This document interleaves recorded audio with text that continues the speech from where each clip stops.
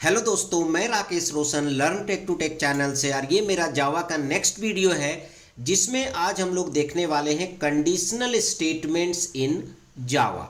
जावा में हम किस तरीके से कंडीशनल स्टेटमेंट्स को यूज करते हैं। तो चलिए इस वीडियो को स्टार्ट करने से पहले जस्ट मैं आपसे रिक्वेस्ट करता हूं कि अगर अभी तक आपने मेरे चैनल को सब्सक्राइब नहीं कर रखा है तो सब्सक्राइब कर लें और बगल में जो बेल है उसे जरूर क्लिक करें जिससे मेरे जितने भी नए वीडियोज़ हैं उनके नोटिफिकेशन आपको मिलता रहे। तो चलिए स्टार्ट करते हैं। तो चलिए दोस्तों, सबसे पहले तो ये देखते हैं कि कंडीशनल स्टेटमेंट होता क्या है। अब कंडीशनल स्टेटमेंट को समझने से पहले मैं सीक्वेंस ऑफ स्टेटमेंट के बारे में बात करता हूँ। जैसे आपने कोई प्रोग्राम लिखा है ना, आप सपोज दैट यहाँ पर लिख रहे हैं इंट ए कोमा बी कोमा सम, ठीक है। यहाँ पर मैं पूरा प्रोग्राम नहीं लिख रहा हूँ। यहाँ पर आप क्या कर रहे हैं, ए और बी में इनपुट ले रहे हैं, ठीक है। लाइक जो भी बफर रीडर या फिर स्कैनर का यूज करके आप इनपुट ले रहे हैं। उसके बाद यहाँ पर आप लिख रहे हैं sum equal to A plus P, और उसके बाद यहाँ पर आप system dot out dot println लगा के यहाँ पर सम को डिस्प्ले कर दे रहे हैं, ठीक है। तो यहाँ पर क्या होगा कि जब आपका प्रोग्राम एग्जीक्यूट होगा तो लाइन बाई लाइन होगा। जैसे ये लाइन एग्जीक्यूट हुआ, फिर ये फिर ये फिर ये, ठीक है। पर क्या होता है कि ये सिंपल प्रोग्राम में होता है।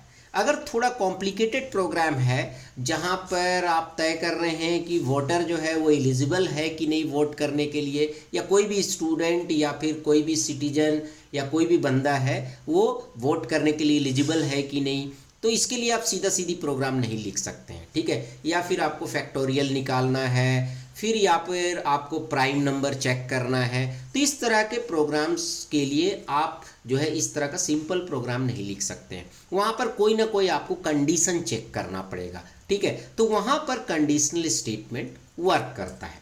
जैसे सपोज दैट आपने लिखा if X greater than Y, तो फिर ये स्टेटमेंट एग्जीक्यूट होगा, या फिर एल्स में ये एग्जीक्यूट होगा।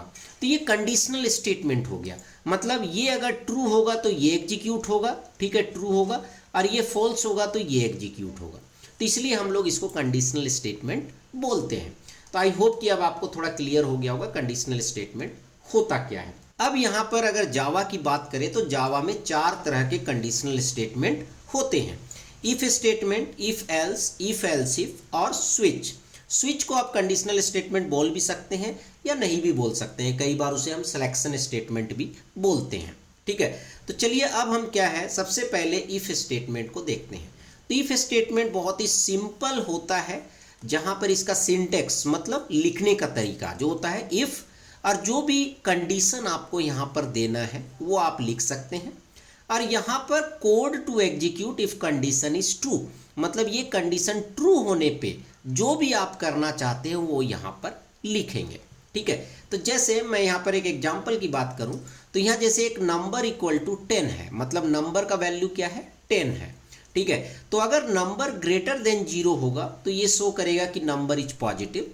अगर नंबर लेस देन 0 होगा या फिर इक्वल टू 0 होगा तो यहाँ पर जो है शो करेगा this statement is always executed. मतलब ये स्टेटमेंट तो हमेशा एग्जीक्यूट करेगा, पर ये वाला जो स्टेटमेंट है वो तब एग्जीक्यूट करेगा जब ये नंबर ग्रेटर देन 0 हो, ठीक है। तो इसको हम लोग बोलते हैं सिंपल इफ स्टेटमेंट। मतलब यहाँ पर अगर हम 10 देंगे तो ये एग्जीक्यूट करेगा नंबर इज पॉजिटिव, और उसके बाद एग्जीक्यूट करेगा this statement is always executed, क्योंकि ये किसी कंडीशन के अंदर नहीं है, ये कंडीशन के बाहर है। जबकि ये वाला स्टेटमेंट जो है वो कंडीशन के अंदर है, क्योंकि आप देख सकते हैं यहाँ करली ब्रैकेट है, यहाँ पर करली ब्रैकेट है, ठीक है। तो इसे हम लोग बोलते हैं simple if statement.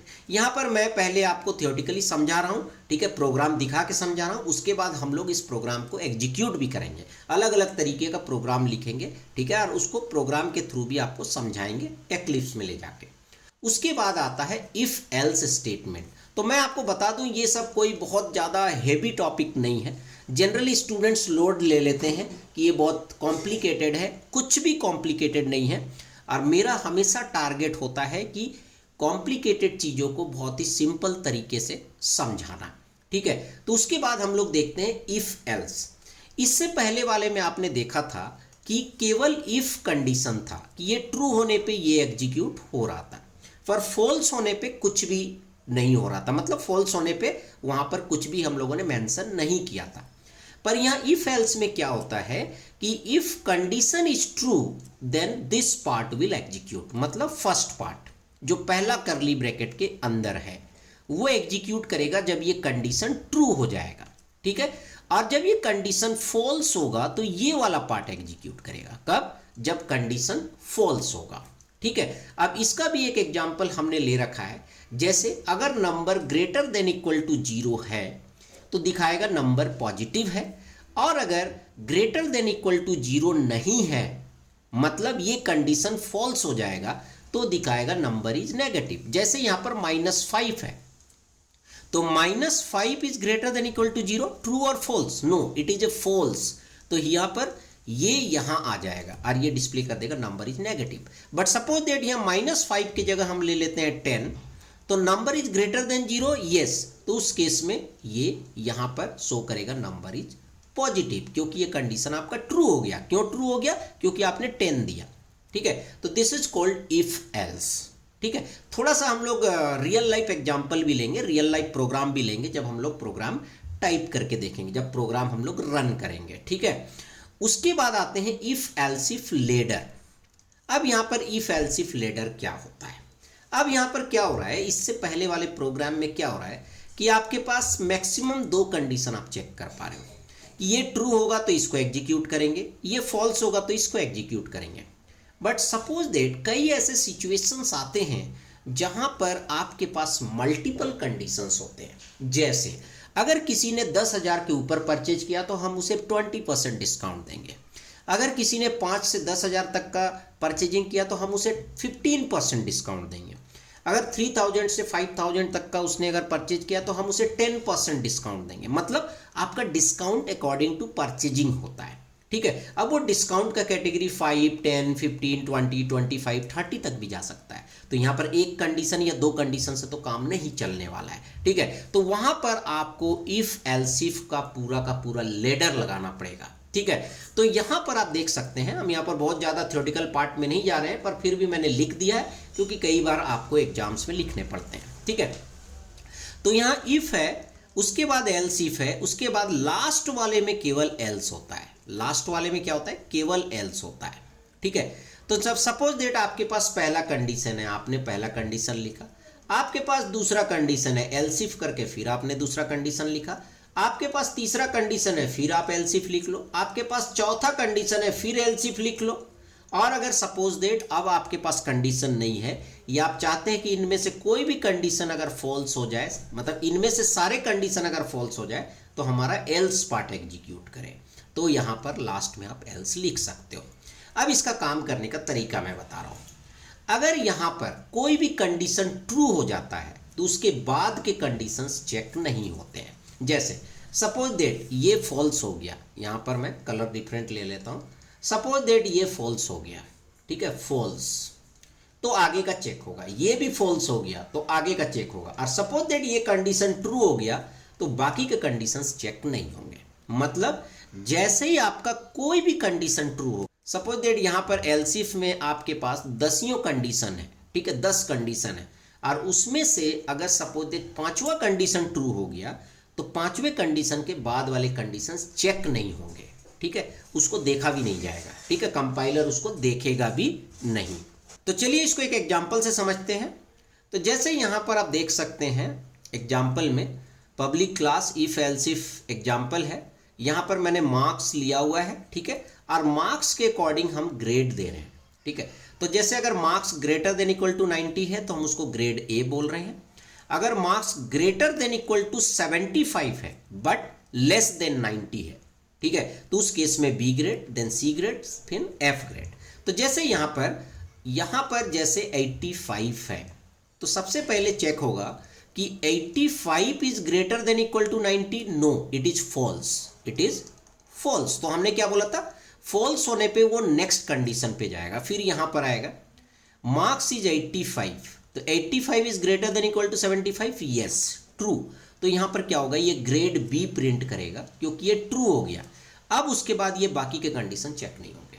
Suppose that आपने मार्क्स में दिया सपोज दैट 40, तो यहां पर 40 greater than equal to 90, false, 40 greater than equal to 75, false, 40 greater than equal to 50 false, तो उस केस में ये एल्स में आएगा क्योंकि आपके कोई भी कंडीशंस ट्रू नहीं हुए। ठीक है, तो यहां पर ये ग्रेड एफ शो करेगा। क्लियर? तो इसको हम लोग बोलते हैं if else if letter.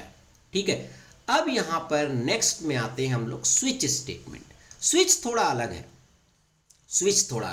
Switch में कंडीशन चेक नहीं होता है, इसलिए कई बार कुछ बुक्स में इसे कंडीशनल स्टेटमेंट पे रखते भी नहीं है। ठीक है, क्योंकि यहां पर हम कंडीशन चेक नहीं करते, यहां पर हम मैचिंग करते हैं। मैचिंग का मतलब डायरेक्ट वैल्यू मैच कर जाएगा तो वो एग्जीक्यूट करेगा। चलिए इसको समझते हैं, पर ये इतना आसान भी नहीं है। ठीक है, थोड़ा डिफरेंट कंसेप्ट है स्विच का। तो switch statement is used when there are multiple possible values for a single variable. एक वेरिएबल का अगर बहुत सारे पॉसिबल वैल्यूज हैं तो उसके लिए हम स्विच को यूज कर सकते हैं। जैसे different action should be taken based on the value, value के हिसाब से जो है एक्शन लिया जाएगा। ठीक है, it is an alternative to long if else if chain and improves code readability. मतलब यहां पर स्विच स्टेटमेंट को आप इफ एल्स इफ लेडर के जगह यूज कर सकते हैं, बट हर एक चीज के लिए नहीं, कुछ सिचुएशन में। ठीक है, तो चलिए देखते हैं सिंटेक्स क्या है, किस तरीके से हम स्विच को लिखेंगे। तो स्विच यहां पर एक्सप्रेशन भी हो सकता है, वेरिएबल भी हो सकता है, कुछ भी हो सकता है। उसके बाद यहां पर डिफरेंट केसेस आएंगे। ठीक है, जैसे यहाँ वैल्यू 1 है, वैल्यू 2 है एंड डिफॉल्ट है। अगेन डिफॉल्ट जो है वो एल्स की तरह काम करता है। अगर ऊपर में कोई भी केसेस मैच नहीं करता है, अगर ऊपर का कोई भी केसेस मैच नहीं करता है तो डिफॉल्ट में चला जाएगा। ठीक है, अब ये एक्सप्रेशन मैच होगा वैल्यू 1 के साथ। अगर ये दोनों सेम हो जाता है, मैच कर जाता है, तो ये एग्जीक्यूट करेगा। और यहां पर ब्रेक स्टेटमेंट अगर हमने लिखा है तो ये ब्रेक हो जाएगा। ठीक है, उसके बाद ये बाकी सब चेक नहीं होगा। पर अगर आप ब्रेक नहीं लिखते हैं तो ये फिर दूसरे केस में चला जाएगा। इसको भी हम लोग प्रैक्टिकली देखेंगे। ठीक है, कुछ चीजें चेंजेज करके, तब जाके आपको ज्यादा अच्छे से समझ में आएगा। अभी आप इतना समझिए कि इस एक्सप्रेशन का वैल्यू अगर वैल्यू 1 के साथ मैच करता है तो ये एग्जीक्यूट करेगा, अगर ये वैल्यू 2 के साथ मैच करता है तो वैल्यू 2 एग्जीक्यूट करेगा, मतलब ये वाला पार्ट एग्जीक्यूट करेगा, और किसी के साथ मैच नहीं करता है तो डिफॉल्ट एग्जीक्यूट करेगा। ठीक है, तो चलिए एक एग्जांपल भी यहां पर है। जैसे यहां पर डे को हमने 3 ले लिया है, डे का वैल्यू 3 है, और यहां पर हमने लिखा है केस 1, केस 2, केस 3, और यहां पर केस 4 और डिफॉल्ट भी लिखा है। तो अगर ये केस 1 है तो मंडे, केस 2 है तो ट्यूसडे, वेडनेसडे और थर्सडे, और अगर 4 के अलावा कुछ और है तो इनवैलिड डे। ठीक है, तो यहां पर चूंकि 3 है तो यहां पर 3 में क्या है, वेडनेसडे, तो ये प्रिंट क्या करेगा, वेडनेसडे। ठीक है, पर सपोज दैट यहां पर हम ब्रेक नहीं लगाते हैं तो क्या होगा, ये हम लोग प्रैक्टिकली देखेंगे। ठीक है, तो चलिए अब हम लोग क्या करते हैं कि प्रैक्टिकली देखते हैं कि इन स्टेटमेंट्स को हम लोग कैसे यूज करेंगे। ठीक है, उसके लिए हम एक्लिप्स में जाते हैं, और मैं कोई नया जो है लेता नहीं हूँ, नया प्रोग्राम, इसी को मैं क्या करता हूँ, इसी में प्रोग्राम लिखना चालू करता हूँ। तो ये मैं डिलीट कर दिया। ठीक है, अगर ये बढ़ेगा फॉन्ट तो देख लेता हूँ, हाँ बढ़ रहा है। ठीक है, अब यहाँ पर मैं क्या करता हूँ कि सबसे पहले इफ़ को चेक करता हूँ। ठीक है, इफ़ का एग्जाम्पल लेता हूँ। तो सबसे पहले हम क्या करेंगे, यहाँ पर डायरेक्ट मैं वैल्यू ले लेता हूँ, अभी कोई इनपुट वगैरह मैं नहीं ले रहा हूँ। ठीक है, n = 9। ठीक है, और यहाँ पर मैं लिखता हूँ इफ़ n लेस देन, ठीक है, लेस देन 0। ओके, ठीक है, तो यहाँ पर मैं लिख लेता हूँ system.out.println, system.out.println, और यहाँ पर मैं लिख देता हूँ नंबर इज नेगेटिव।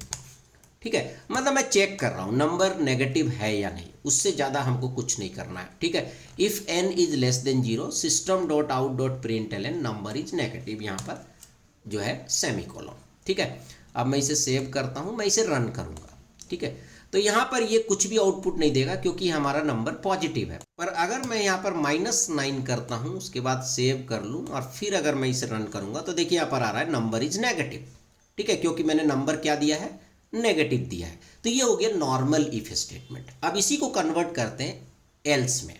ठीक है, अब मैं दिखाना चाहता हूँ कि नंबर पॉजिटिव है तो पॉजिटिव दिखाएगा, नेगेटिव है तो नेगेटिव दिखाएगा। तो मैं यहाँ पर क्या करूँगा, मैं यहाँ पर लिखूँगा greater than equal to 0 then number is positive, और यहाँ पर मैं लिखूंगा एल्स, ठीक है, system dot out dot println, and here I will write number is negative.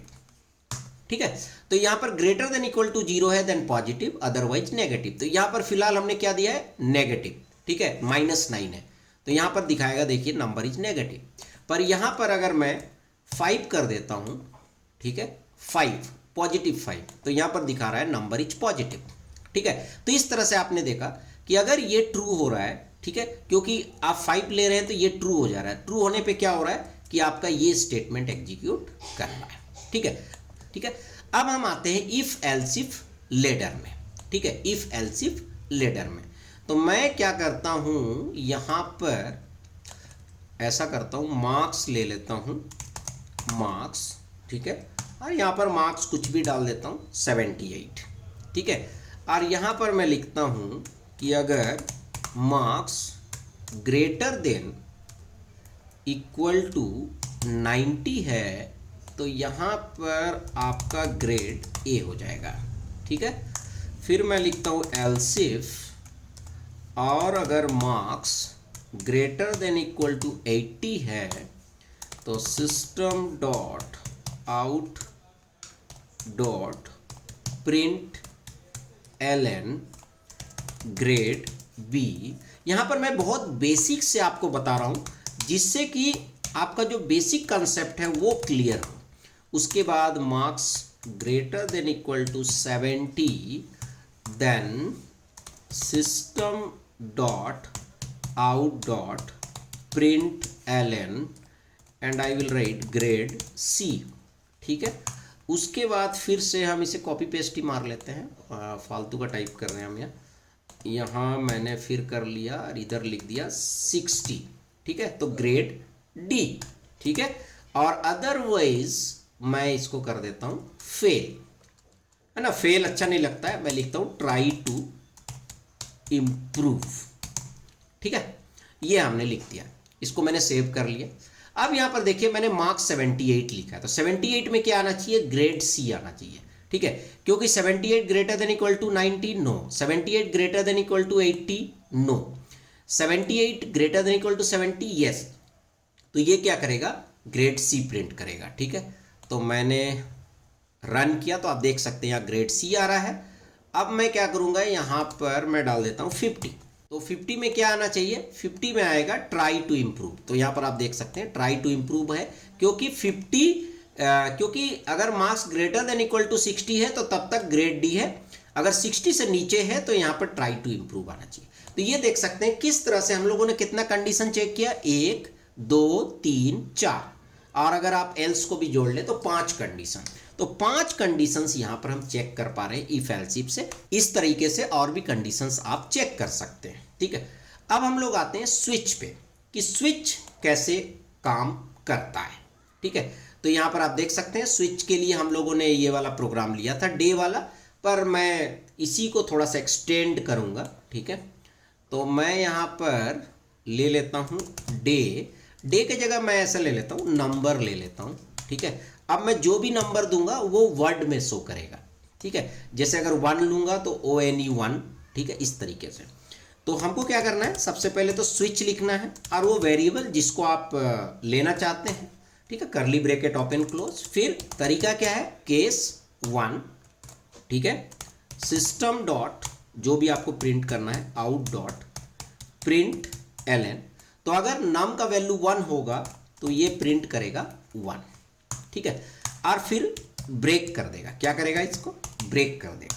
ठीक है, मैं आपको बताऊंगा बिना ब्रेक का भी कैसे ये काम करेगा। ठीक है, तो यहाँ पर मैं थोड़ा सा इंडेंटेशन कर देता हूँ और ये इधर आ जाएगा ना, हाँ। ठीक है, अब मैं केस 1 को, सॉरी, हाँ, कॉपी कर लेता हूँ, है ना, ज़्यादा नहीं करता हूँ, 5 तक कर लेता हूँ। ठीक है, तो केस 1, केस 2, यहाँ पर मैं लिख देता हूँ TO2, केस 3, ठीक है, और यहाँ पर मैं लिख देता हूँ 3, केस 4, यहाँ पर लिख देता हूँ 4, केस 5, और यहाँ पर लिख देता हूँ मैं 5, और इसको ले लेता हूँ डिफ़ॉल्ट। ठीक है, और यहाँ पर लिख देता हूँ नॉट अ वैलिड नंबर। ठीक है, सपोज दैट ये नंबर की जगह हम रेटिंग कर देते हैं ना, रेटिंग बेस्ट रहेगा, मैं रेटिंग दे रहा हूँ। ठीक है, ठीक है, तो अगर रेटिंग 1 होगा तो ये 1 शो करेगा, इस तरीके से शो करेगा। ठीक है, ब्रेक को यहाँ पर मैंने लगा दिया है सब में, है ना, कोई दिक्कत नहीं है। अब यहाँ पर देखिए बड़ा सिंपल प्रोग्राम है, रेटिंग का वैल्यू 3 है तो ये 3 जो है आउटपुट में दिखाएगा, पर उसके बाद मैं कुछ चीज़ें दिखाऊंगा। जैसे अब इसको मैं रन करता हूँ तो आउटपुट क्या आ रहा है, 3 आ रहा है। बहुत सिंपल है, कुछ भी नहीं है। अगर आप 5 लिखेंगे, ठीक है, तो आउटपुट में आपका 5 होगा, नो प्रॉब्लम, बहुत ही सिंपल है। तो मुझे लगता है कि आपको बहुत ही आसान तरीके से समझ में आ गया होगा। बट अब सपोज दैट कि मैं यहाँ पर ब्रेक नहीं लिखता हूँ, ठीक है, मैंने ब्रेक हटा दिया है ना। अब देखते हैं कि ब्रेक नहीं लिखने पे क्या होता है। और यहाँ पर मैं क्या करता हूँ, 3 लिख देता हूँ, ठीक है, और मैं इसे रन करता हूँ। अब देखिए मैंने 3 लिखा, ठीक है, अब मैं इसे रन कर रहा हूँ, ठीक है, तो यहाँ पर आउटपुट में आ रहा है, तो इसको मैं ऊपर बढ़ा देता हूँ, तो आप देख सकते हैं आंसर में आ रहा है 3, 4, 5। अब आप बोल रहे होंगे कि सर इसका कंपैरिजन तो ओनली 3 से हुआ है, मैच तो केवल 3 से हुआ है, तो 3 आना चाहिए, बट ये 4, 5 क्यों आ रहा है? क्योंकि यहाँ पर आपने ब्रेक नहीं लिखा। अगर आप ब्रेक नहीं लिखेंगे तो जहां पर ये मैच करेगा, जैसे 3 पे मैच किया, तो ये तब तक उन सारे केसेस को एग्जीक्यूट करेगा जब तक कि ब्रेक ना आ जाए। ठीक है, तो इसने क्या किया, केस 3 मैच हो गया, 3 लिख दिया, या ब्रेक नहीं है तो इसने केस 4 को भी ले लिया, 4 कर दिया, उसके बाद इसने केस 5 को भी ले लिया, 5 कर दिया, और चूंकि यहां पर ब्रेक आ गया इसलिए इसने जो है इसके बाद प्रिंट नहीं किया। तो ये काम है ब्रेक का। तो ब्रेक को बहुत ही सावधानी से आपको यूज करना है। ठीक है, आपको पता होना चाहिए कि ब्रेक हमको कहाँ यूज करना है। तो इस तरीके से आप स्विच को यूज कर सकते हैं, पर यहां पर ध्यान रहे स्विच में केवल आप इंटीजर और कैरेक्टर टाइप का ही वेरिएबल ले सकते हैं। ठीक है, जनरली इफ एल्स और इन सब में आप स्ट्रिंग को भी कंपेयर कर लेते हैं। ठीक है, तो पर यहां पर केवल इंटीजर और कैरेक्टर चलता है। ठीक है, तो यहाँ पर दोस्तों आपने देखा मैंने बहुत ही डिटेल में आपको कंडीशनल स्टेटमेंट बताया। ठीक है, और इन चारों को हमने कवर किया, if, if else, if else if और स्विच स्टेटमेंट, और सभी के प्रोग्राम लिख के भी मैंने समझाने की कोशिश की। आई होप कि आपको वीडियो पसंद आया होगा। अच्छा लगा तो लाइक करें, शेयर करें, कमेंट करें, और अगर अभी तक आपने मेरे चैनल को सब्सक्राइब नहीं कर रखा तो सब्सक्राइब कर लिया और बगल में जो बेल है उसे जरूर क्लिक करें, जिससे मेरे जितने भी नए वीडियोस हैं उनके नोटिफिकेशन आपको मिलता रहे। Thank you and good bye.